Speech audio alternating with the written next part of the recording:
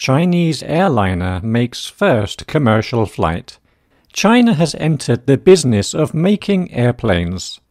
The first Chinese-made commercial aircraft took off from Shanghai on Sunday and landed at Beijing Airport.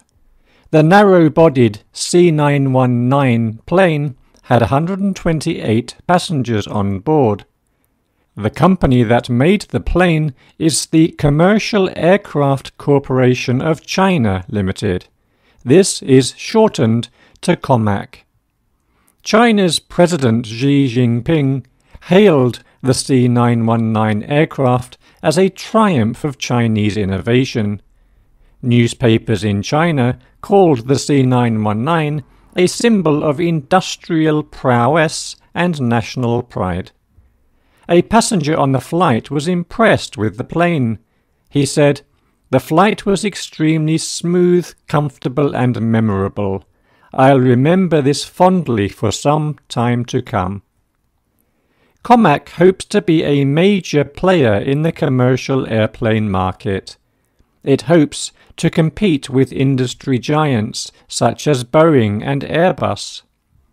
Comac started developing the C919 in 2008.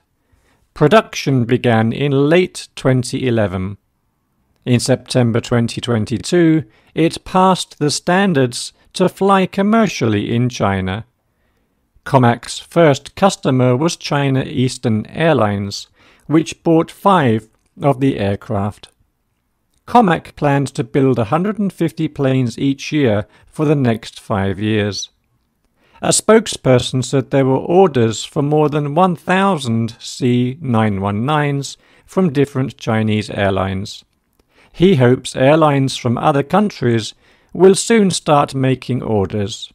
He added that the plane was an important milestone for China's aircraft industry.